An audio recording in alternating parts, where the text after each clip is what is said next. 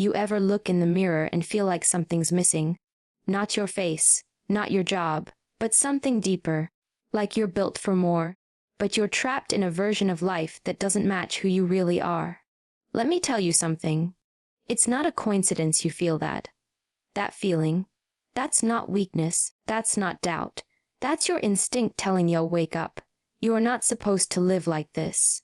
Somewhere along the line, someone convinced you to settle, to shrink, to stop. They told you to be realistic, to be careful, to play small. And you believed them. You started second-guessing yourself. You stopped pushing. You stopped dreaming loud. You gave the world a whisper when you were meant to roar. But that ends today. From this moment forward, you don't wait for permission. You don't explain your fire. You own it. You protect it. You feed it every single day until it becomes unstoppable.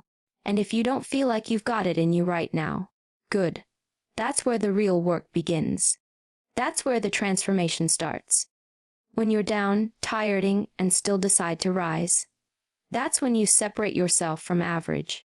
I've been in rooms where people underestimated me, looked me in the eye and tried to measure my worth based on their limits. And I've smiled. Because I don't perform for them. I don't exist for their approval. I don't need applause to validate my direction, and neither do you. You are not behind. You are not too late.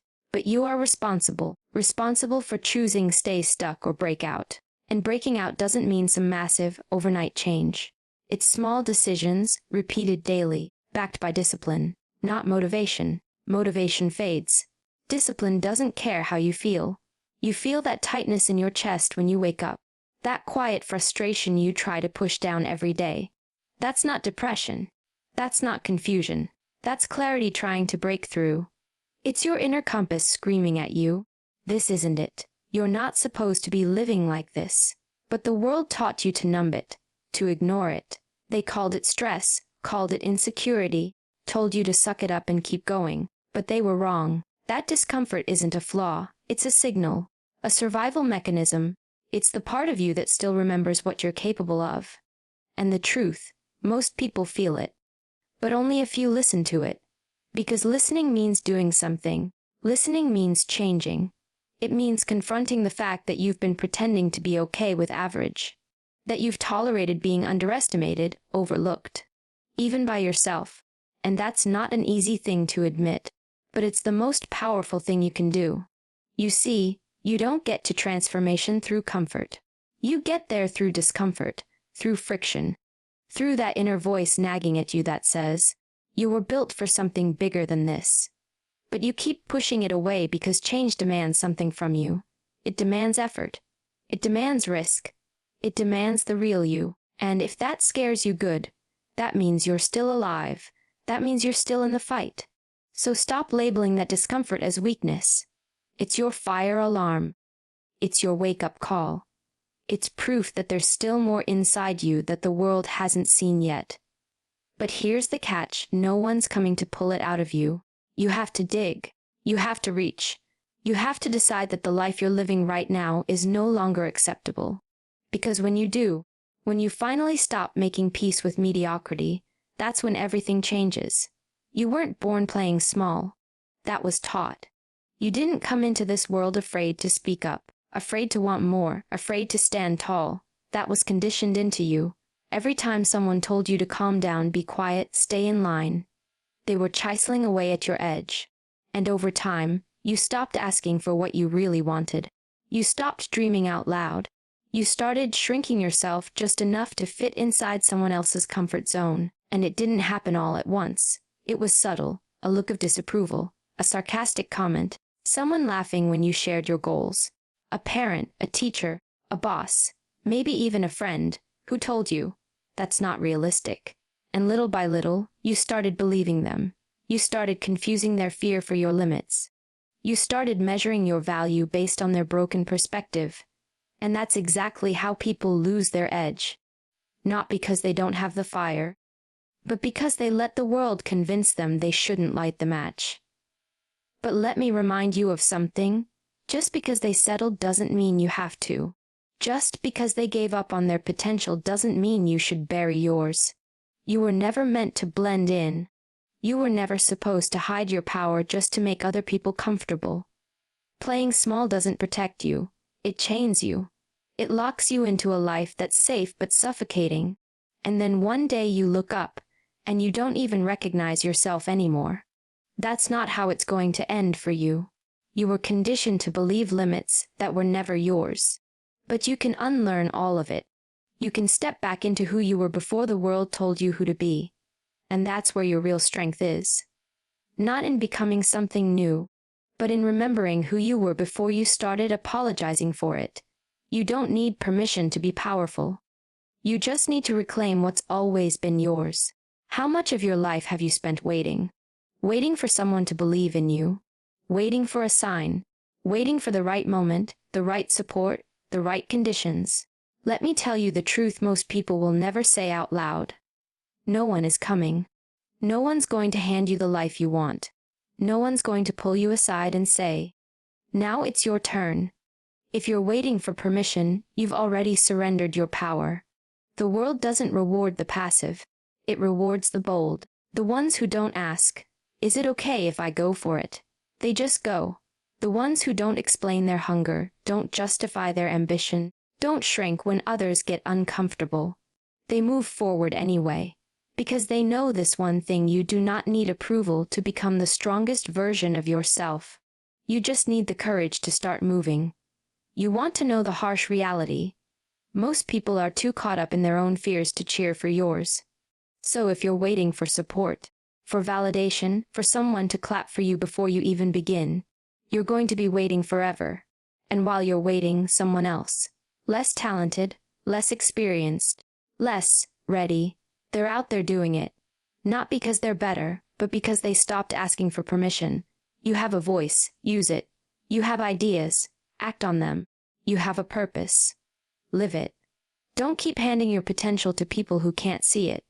Don't keep watering down your greatness just to fit into their expectations. This is your life, your vision, your future. If they don't get it, that's fine. They don't have to. But you do. You have to get it. You have to believe in it so fiercely that even when doors close, even when people doubt, you keep moving like it's already yours. Because here's the thing. Permission isn't given, it's taken. And you're not here to tiptoe. You're here to own the space you stand in. Every step you take toward the life you want, even if no one claps, even if no one understands. That's power. That's presence. That's you saying, "I decide what happens next." And when you start living like that, you stop waiting and you start becoming. You want to know why most people never change their lives? Because they keep chasing motivation like it's magic. They wait to feel ready. They wait to feel inspired. But motivation is a liar. It shows up when it wants. It disappears when things get uncomfortable. And if you build your life around it, you'll be stuck in the same place a year from now, still waiting, still dreaming, still hoping. That's not how transformation works. It's not about doing the work when you feel like it. It's about doing it when you don't. It's about showing up when you're exhausted, when you're doubting yourself, when no one's watching or clapping or giving you a damn ounce of recognition. Because that's the moment that defines you. Not the highlight reel, not the big wins, but the quiet consistency when no one sees your grind. You want real change. Stop depending on your feelings. Start depending on your standards. Build discipline so solid it doesn't care if you're tired, scared, bored, or uninspired. Discipline says, "I show up no matter what." Discipline says, "I made a promise to myself, and I don't break it." And that's where the separation begins. That's what elevates you from average to exceptional. Most people live their lives like a roller coaster. High when they're hyped, low when they're not. That's unstable. That's weak. And weakness will never carry you through the battles that demand your full strength. But discipline, that's different. Discipline is armor. It protects your future. It keeps your vision intact when your emotions try to sabotage it. Because emotions lie. They say, "Stay in bed." They say, "Skip it today." They say, "You're not good enough." But discipline doesn't flinch. Discipline doesn't negotiate. It doesn't wait for permission. It executes.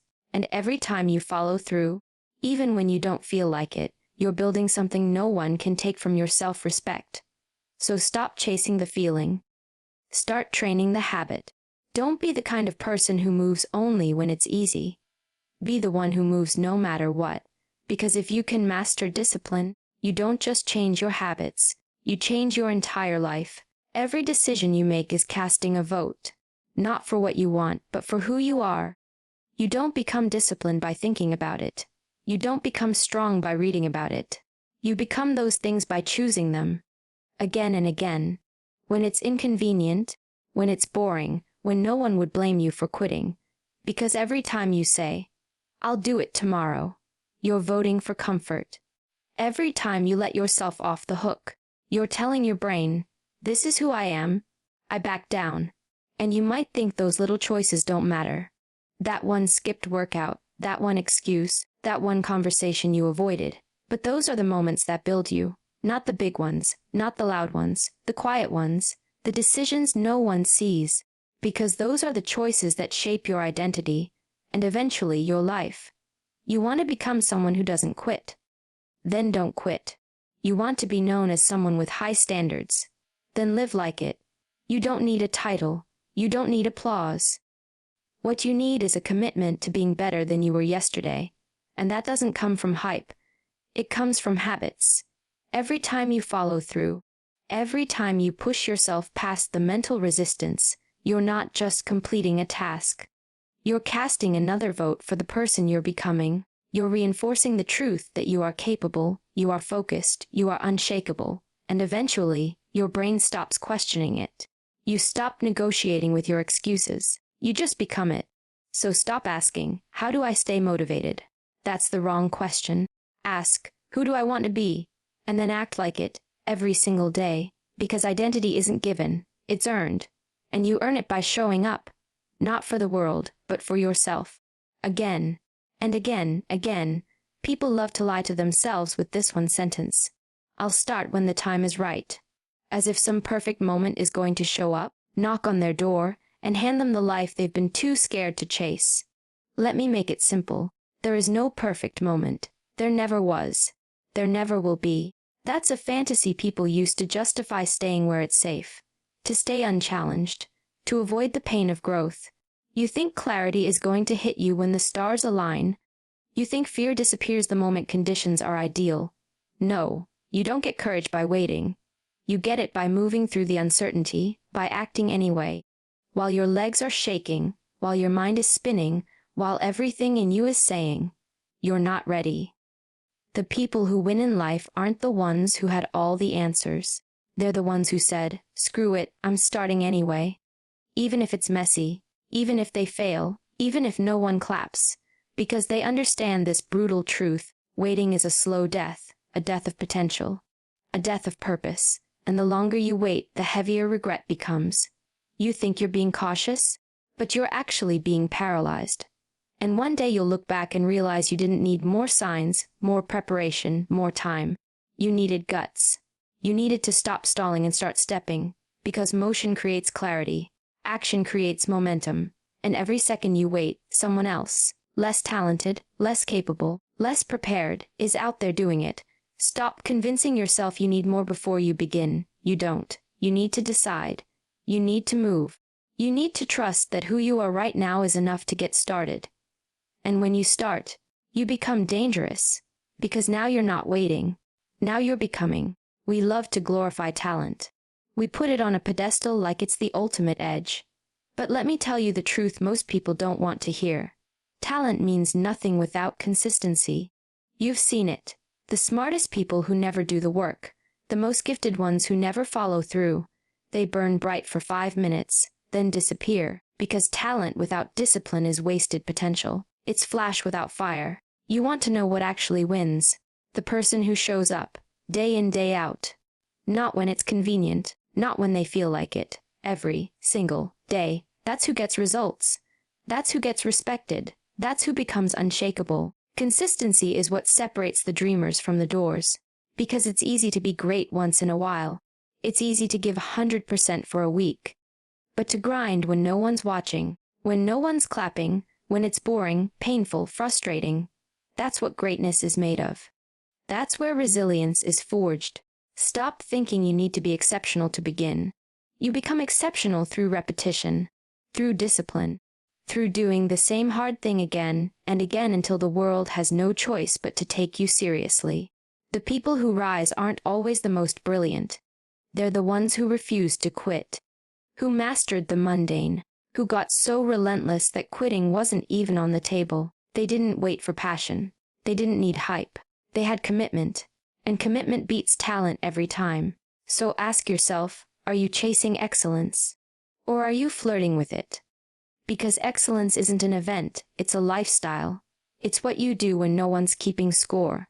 It's built in silence and revealed under pressure. And if you're willing to show up with consistency, even when it's hard, even when it's thankless, there is nothing you can't become. You've got this voice inside your head that keeps telling you're not good enough, that you're not ready, that someone else could do it better. And every time you listen to it, you give away a piece of your power. You hand the wheel to doubt, and you let fear drive. That voice isn't truth. It's a trained response.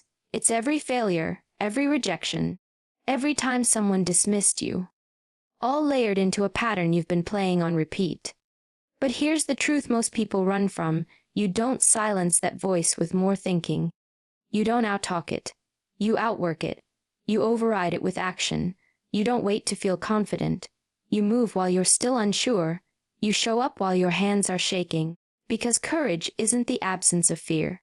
It's your refusal to bow to it. The problem is we let that inner critic narrate our story like it's gospel.